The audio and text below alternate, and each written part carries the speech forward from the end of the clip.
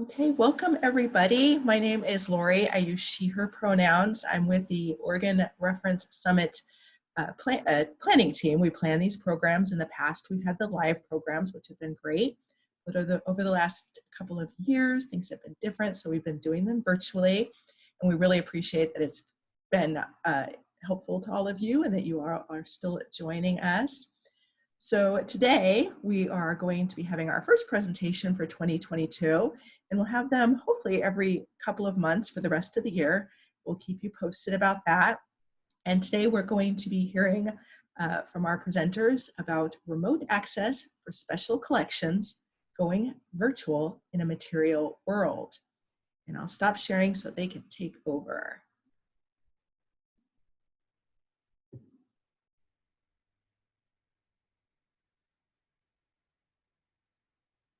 All right. Hi, everybody. Thank you so much for joining us, and welcome to Remote Access for Special Collections, Going Virtual in a Material World. So we'd like to start today with a land acknowledgement for where we are in Seattle, and we encourage all participants to take a moment to consider their own location. If you're unsure, you can search for the tribal land that your current location occupies at native-land.ca.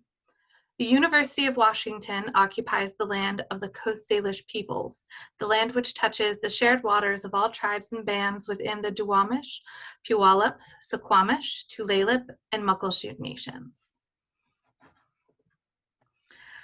So hello, my name is Allie Monheim. My pronouns are she, her, and I'm the public service librarian at University of Washington Special Collections.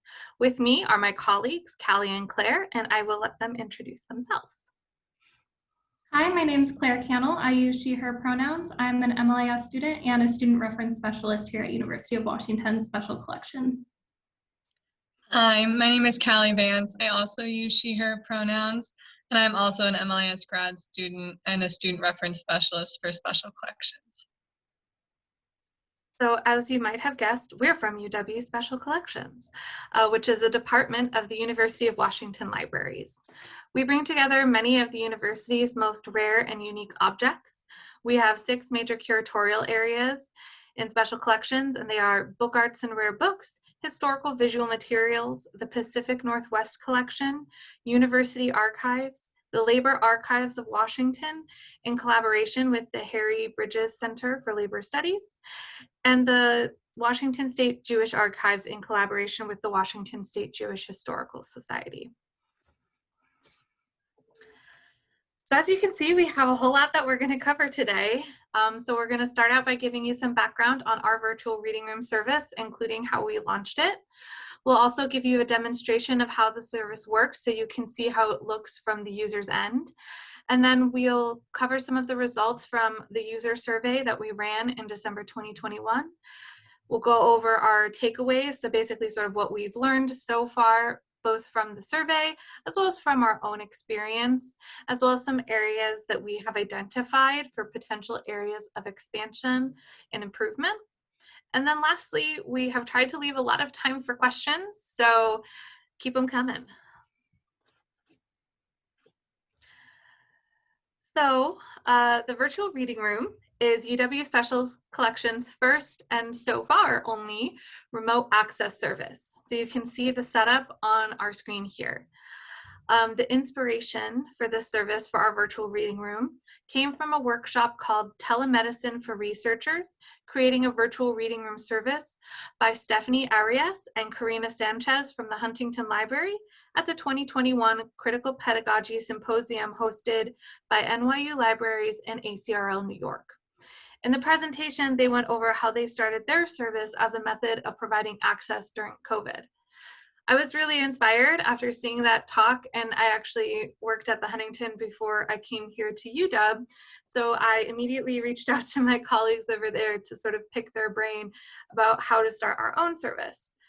Ours is a little bit different from theirs just because we have a different user base, but we really did borrow heavily from their system and are very grateful for that to them for being so willing to share. Our virtual reading room consists of a 55-minute Zoom appointment where a user consults material while a staff member operates a document camera and handles the material. Users can look at one book or one box of archival material at a time, and they can make up to 2 appointments at a time. The VRR was originally launched as a pilot project before we reopened our doors, and it was only initially intended to last through fall quarter. Our goals for the pilot project were to provide access to material ahead of our reopening, to provide access to non-local users, particularly as we expected travel to remain complicated. And this was also particularly important because we had to suspend the majority of our reproduction and copy services due to a staffing shortage. And in fact, we've actually only been able to make real strides towards relaunching that service in the last month or so. We also wanted to make sure that we had a backup measure in the event that COVID cases spiked and we had to close our doors again. So during the initial Omicron wave in 2022, we actually were able to close for 2 weeks, largely due to this service. Many of our users had already canceled appointments of their own accord, but for those who didn't, we were actually able to transition them to virtual appointment, and they were able to complete their research with little to no disruption. The virtual reading room is used for a number of reasons. The main use is for researchers to look at materials, either for personal or professional use. In this function, the person supervising the appointment is acting as the researcher's hands and flipping through materials when prompted. It is critically important to make sure that the researcher is viewing the materials as if they were in the physical reading room.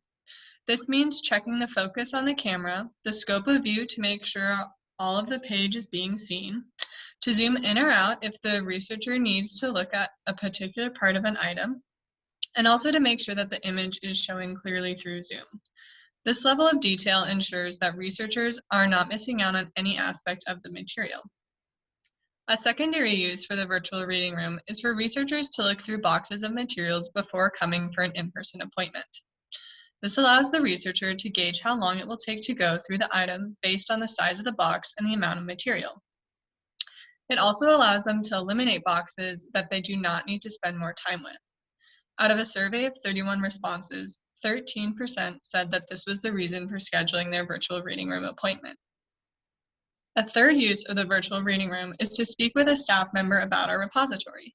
This can range from a particular collection to a broad curatorial area, how to use our online tools such as finding aids, and our policies for in-person research. Doing this via Zoom allows the staff member to share their screen and go through the different steps of searching our collections or navigating our homepage. Additionally, it provides us with a ready-to-go option for mediated access for public records or restricted items. We can have an appropriately trained staff member run the appointment so they can screen materials as they go. This means that the curators for those collections can do a high-level screening of the box before passing it on to the staff member who will run the meeting, along with instructions on what they should be screening for. This results in a significantly shorter turnaround time for materials screening and gives the users the chance to access the materials quicker and easier. Next slide.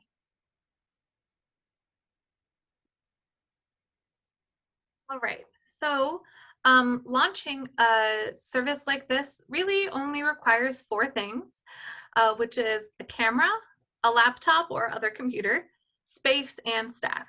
Our overall equipment cost was actually less than $1,500.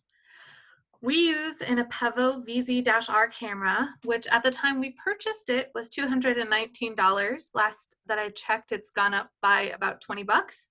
But most other comparable cameras that I saw when I was researching which ones we should buy were closer to the $400 to $500 range. So even with that slight increase, it's still considerably more affordable.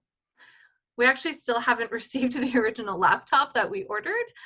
We had originally ordered one with a larger screen than what you see.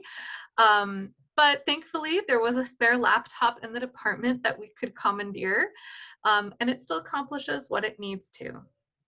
The nice thing about using a laptop is that the equipment is extremely portable. So even if you don't have a dedicated space, it's actually very easy to move it between a few different workstations. So we have an area of our reading room that's currently not being used because of our staffing limitations. So that area has been repurposed for the virtual reading room. But when we need the space for something else, it's very easy for us to relocate the equipment for a few hours or even a day or so if necessary. Obviously, creating and staffing a new service like this and integrating it into existing tasks and work can be really difficult. We handle this in two main ways. So first, the service is available by appointment only. So our users book their appointments online via LibCal. Second, our availability for appointments changes slightly each quarter.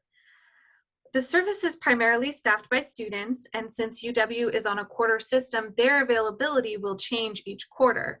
So rather than stretch ourselves too thin, we make a new schedule each quarter and only offer what we can realistically support. So we create the appointment schedule around our students' availability and then fill in some of the gaps as best we can with myself and our public service coordinator. In the future, we would really like to have more availability and a more sort of set schedule, but we lost over 75% of our student workers while we were closed to COVID because they all graduated. And we weren't able to start filling most of those positions until we reopened. So rebuilding that workforce is obviously going to take some pretty considerable time. So until then, this is working pretty well. I'm actually just going to stop sharing and pass it over to Claire to do a demonstration now of the service. So now I'm going to walk you through a demonstration of how the virtual reading room appointments work in practice. I'm going to share my screen and show the visualizer tool just as we would in an appointment with a user.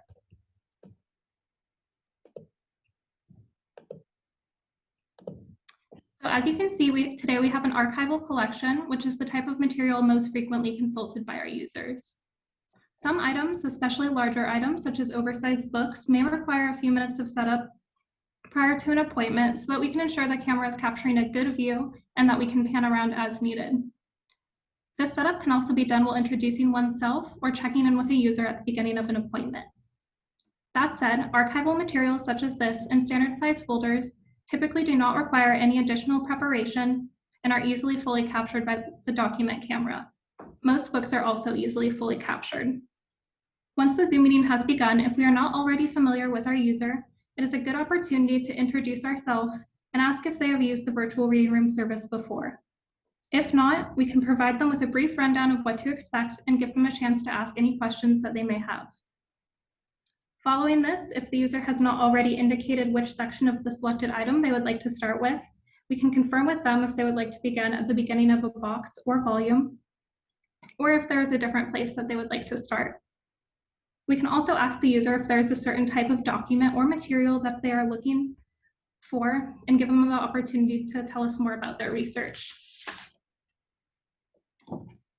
When the staff member operating the virtual reading room knows about the user's research needs, we are often better equipped to help them find what they are looking for. We can do this by screening materials in person as they view them on screen, help them select folders to view within an archival collection, and suggest other materials and avenues for research. Additionally, when we have repeat users and we know their research needs, we are able to more quickly get to work in assisting them. For example, if I had a user that let me know that they were only looking for correspondence dating before the years 1930, I could help them get through material faster by more quickly paging through materials that do not fit in these parameters, telling them about relevant folders in the box that they may not know about, and helping them go through the online finding aid. If I met with the same user in a future appointment, I could confirm that they're still interested in the same type of material and more quickly get to work with them. During our appointment, once we have shared our screen with our user, we can confirm that they can see the visualizer program and the item well. When the first page of materials is shown, we can establish a baseline for how closely zoomed in the user would like the camera to be. We can zoom in both within the visualizer program, as you can see here, or by moving the head of the document camera directly, like that. Oops. As you can see, there are also other tools that we can use, such as rotating the image and changing the exposure. But usually when we're in an appointment, we click out of the screen so that the user can see the item more clearly. Some users may wish to view items more zoomed in than others, and some may wish to have them more largely zoomed out, especially if they're trying to capture pages in single screenshots or screen materials quickly. As collections often contains items in mixed sizes and levels of legibility, we will often need to adjust our settings throughout the appointment according to the needs of our user. And you can see in these items here that some of them are easier to read than others. When users need copies of materials to reference, as long as there are no pertinent use restrictions, they're able to take screenshots and refer back to them later. This is especially useful when a user hopes to go through a large volume of materials quickly. It can also be useful when materials are difficult to read, as zooming in and adjusting a screenshot at a later moment with more time can be more convenient than during the appointment. Different users will wish to go through materials at different paces, so it is important to check in with them about their needs. For example, some users may wish for the staff member to page through materials at a consistent speed, unless they spot something of interest, while others may wish for us to only turn the page when they indicate they have finished with it. Users may also ask us to assist with reading and describing materials we are showing them, as faded and difficult to read items are sometimes easier to see in person. When we are face-to-face with users over Zoom, it is also a good opportunity to ask if they have any questions about doing research, locating materials of interest, or procedures for in-person appointments. Zoom allows us to easily share our screen to demonstrate online tools such as finding aids and send links pertaining to making appointments and generally doing research with special collections. And with that, I'll stop sharing my screen and hand it back over to Allie.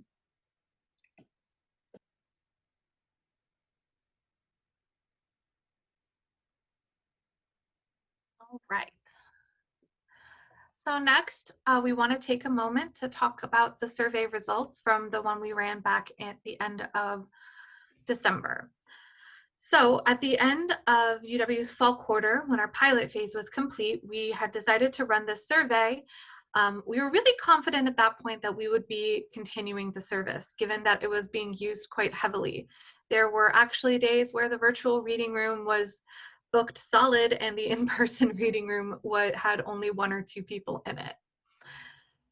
And we had really good anecdotal evidence and some feedback that we had received in the sessions that was telling us that the program was very successful.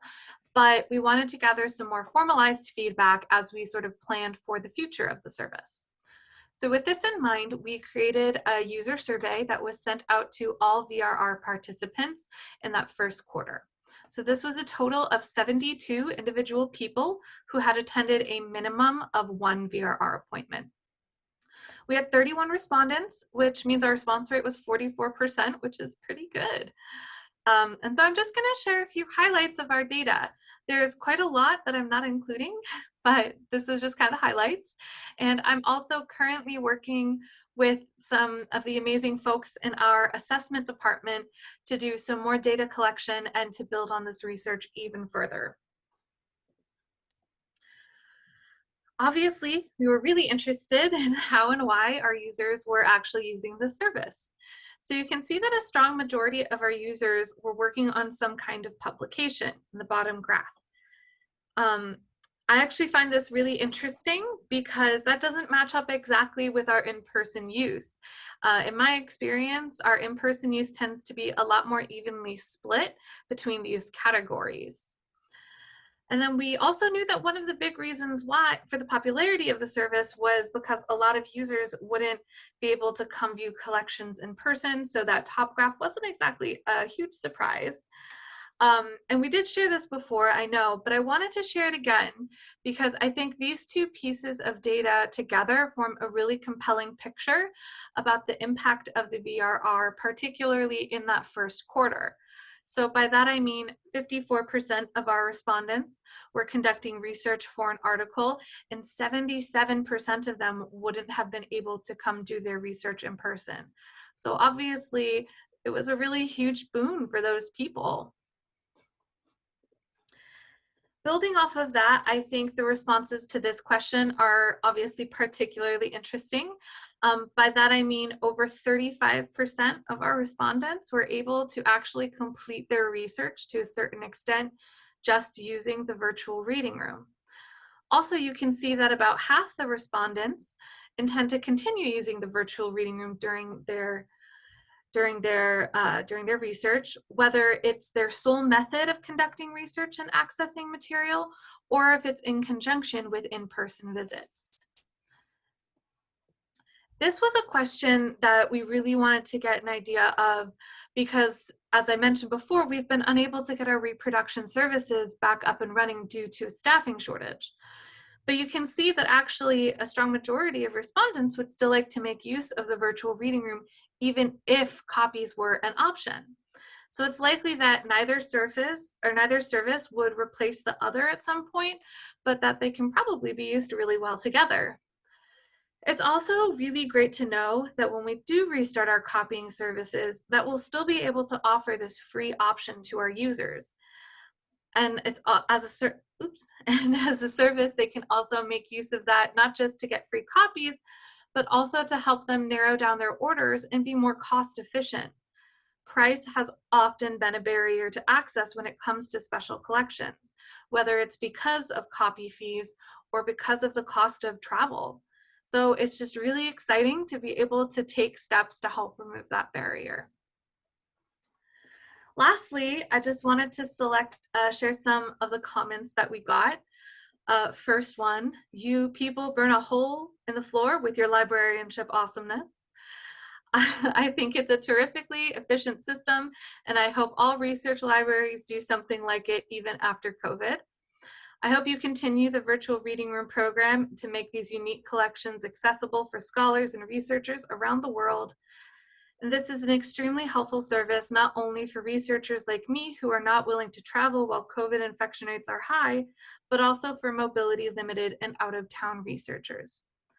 Being told that we burn a floor in the hole with our librarianship awesomeness was definitely a highlight and one I hadn't heard before. But that last quote in particular, which mentions the potential use of the service for those who have limited mobility, is one that really jumped out to me.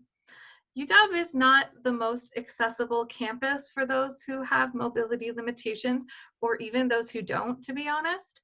So to see the potential implications for disability access and equity pointed out by a user was really gratifying.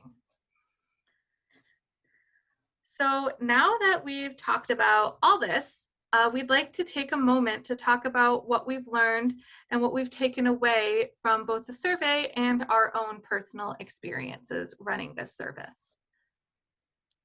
So, what works? This service allows for staff members to build a closer one-on-one relationship with our researchers. It is fascinating to see their progression and to be part of discovering vital information to their work. Now that we have a more consistent group of staff supervising the virtual reading room, the appointments can be more nuanced because the supervisor knows what the researcher is looking for. For example, we have a researcher who is interested in letterheads, not the content of the letters. He is a frequent user. The person guiding the appointment knows what to focus on. As Claire mentioned, this comes from introducing yourself to the researcher and building a relationship at the beginning of the appointment.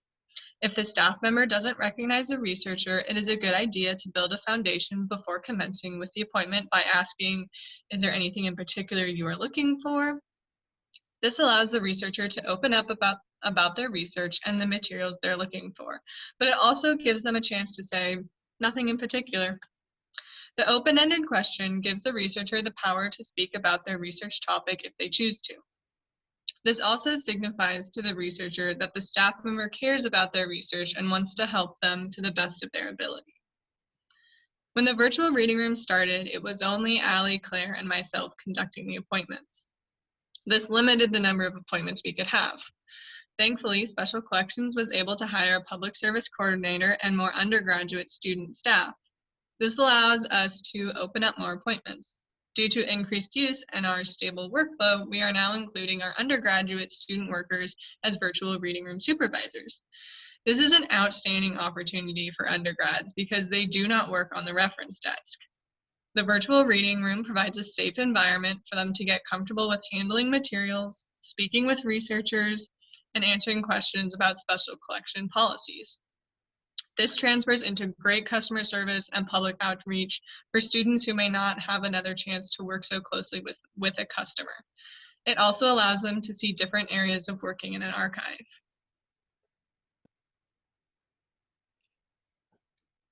With the virtual reading room, we are also able to reach a wider user base. We are able to reach people across the country and around the world. As you can see, according to our virtual reading room user survey, out of 31 respondents, 61.3% were from outside of Washington state. Additionally, 16.3% of respondents joined us from outside of the United States.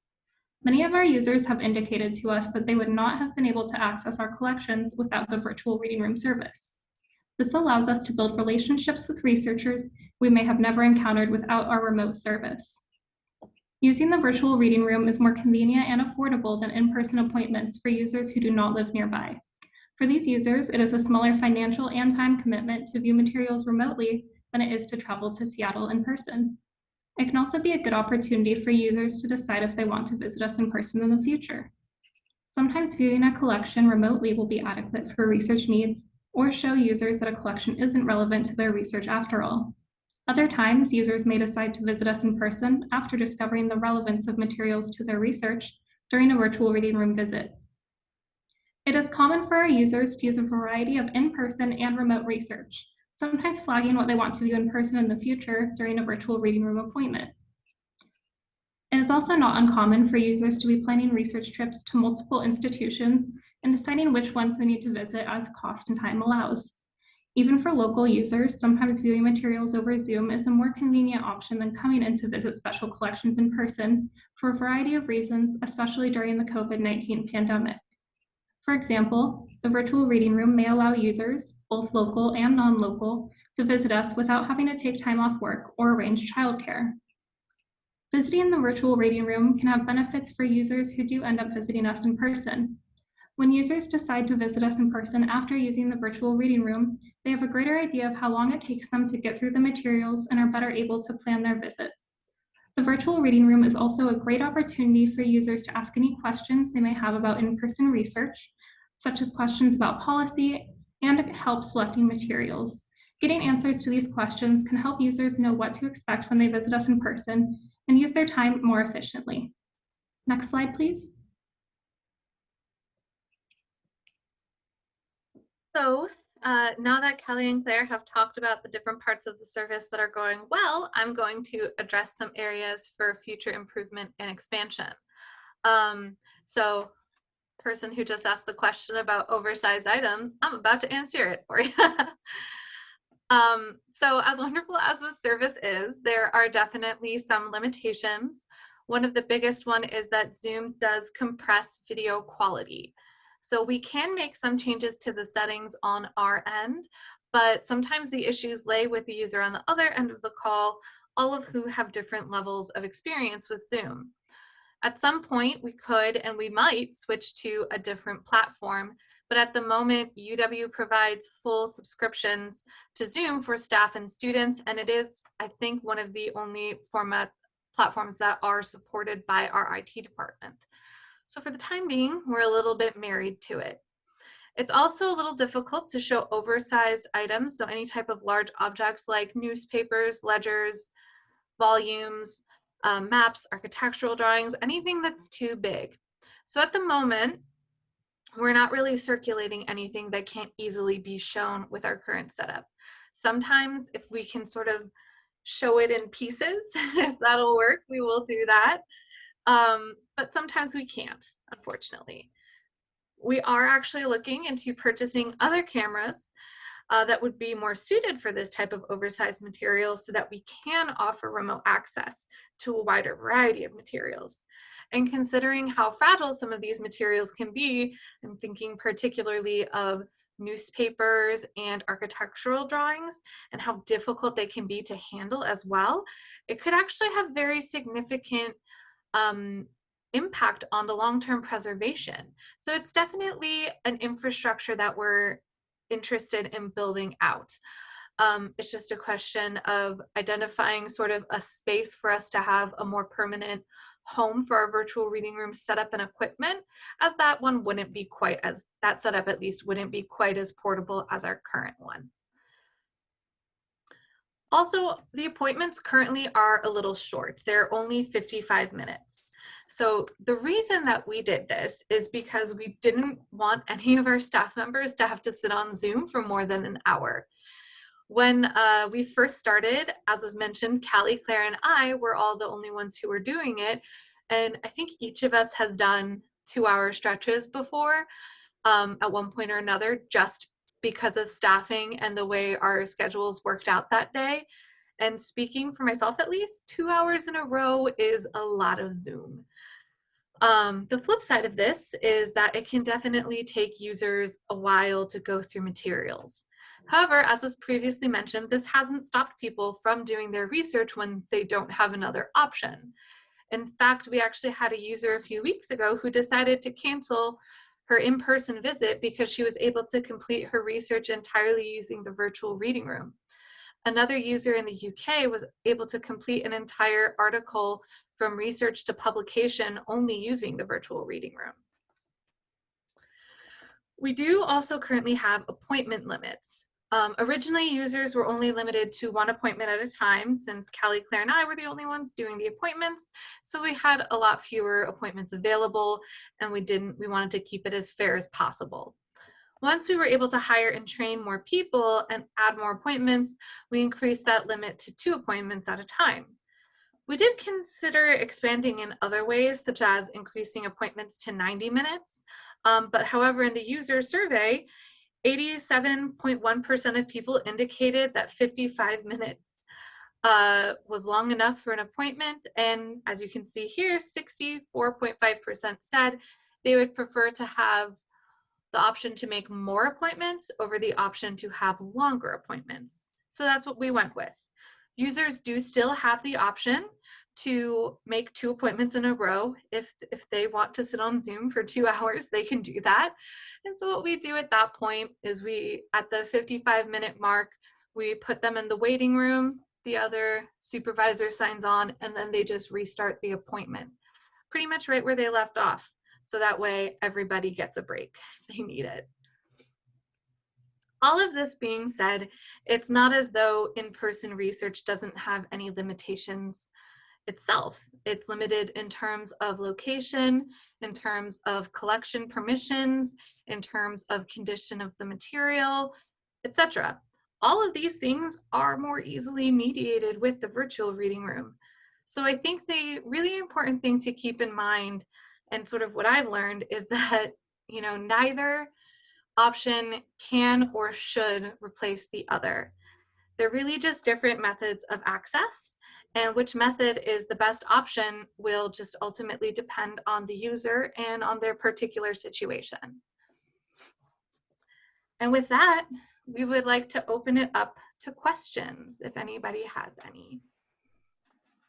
Yeah, feel free to put your questions in the chat and I can read them for the recording, but if you feel more comfortable coming off mute, I think that's okay too. I have a question. I was thinking, basically your services, they have a lot of applications. I was thinking about students that were studying, I guess it's tactile, fragile clothing. They were studying, I would say, first lady dresses at the Smithsonian.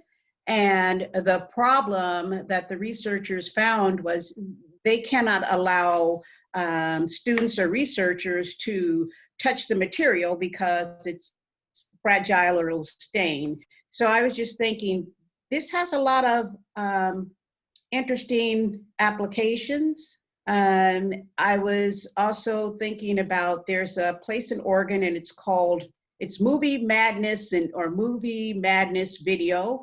And I was studying a movie, Fight Club, and they had objects in there, but I couldn't quite get all of the information that I needed because it was behind a box, in a box, and wrapped up. But I was thinking that this would be really awesome if I would be able to make an appointment and have someone go in and move the object around so I could get all the information that I needed to get an accurate description of it. So I can see where this has a lot of interesting applications. Yeah, thank you. It does. It's really cool, I think.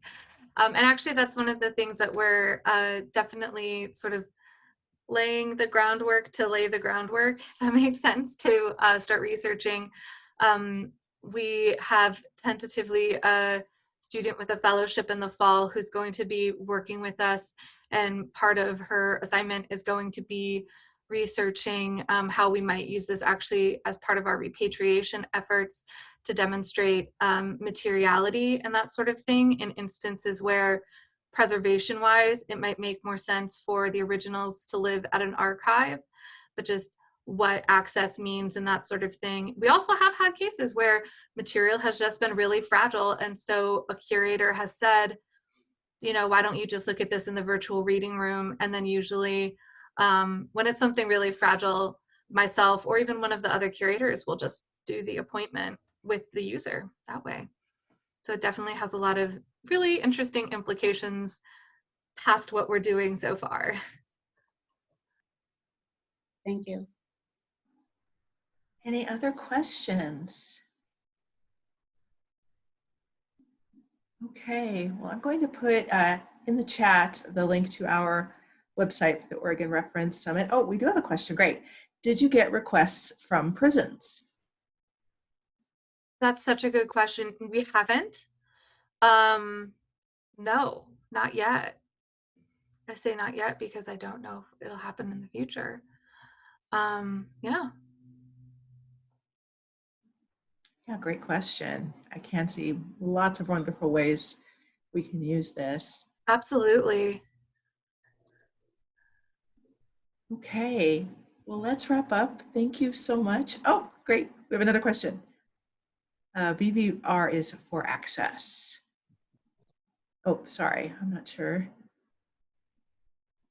what that means. Do you want to tell us a little bit more about the second part? Greater access to everyone. I think. Yeah, absolutely. I mean, I can't think of a reason why we would turn down any type of like, we haven't at any point been in a position where we've turned down an access request for anyone. And I don't imagine that we would. So, I mean, if the platform, the one limitation, of course, is that as long as they have a platform, then it's if they can access it. So if they have access to Zoom, but if they do, they can access it. Absolutely. Greater access for everyone is greater access for. And related to that, can you speak to ADA usage? So in terms of, I guess my question is sort of in terms of what do you mean? So in terms of visual, those who have any type of visual limitations, I'm not sure how it would work there, but in terms of mobility feedback, or in relation to mobility, so people who have limited mobility, whether that inhibits their ability to get to campus or to handle the material, I think that that's definitely something that's a potential implication. And also we can definitely use, say like captioning. I could see something like that as well. Particularly in instances where something is very faint or hard to read, you know, it would have, they could have a transcript. Yeah, I can also, we also looked at archival anxiety. So for people who don't want to come into a research space for whatever reason, it does help with that because they can conduct research in a place that's more comfortable for them. They only need to interact with, one staff member, and there's no researchers in their space to make them feel uncomfortable or watched. So that's been really cool to look at. And then, yes, we have had Indigenous people use our service. I had 2 sisters read their grandmother's letters, and it was really fabulous to give them access to that when you couldn't really travel with COVID. Yeah, and it has actually had already some impact on discussions that curators have had with potential donors. And not as far as I know with Indigenous communities yet, but particularly with those who want access to their records long term, but perhaps aren't local. One of our curators was telling me how he was talking with an organization in Eastern Washington, and they wanted to donate, but they were worried about their long-term access. And as soon as he mentioned the VRR, he said the entire conversation changed.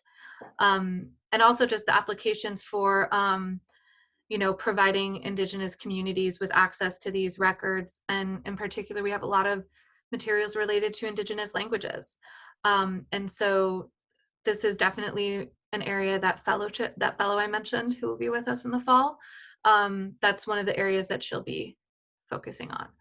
We don't currently record the sessions. I think there's still some questions about copyright, particularly with printed materials, that we have to sort out, which is why we don't. They are allowed to take pictures. They can take with their phone, they can take screenshots. But recording videos of some of our more heavily used collections and posting them online is actually another area that we've sort of flagged as something we want to do in the future. And we do use this service currently for teaching. We have a second camera.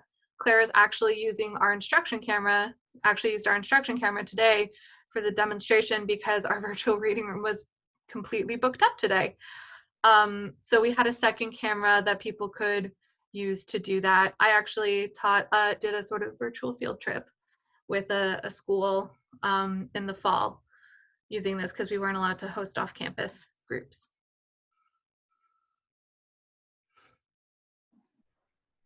Any other questions?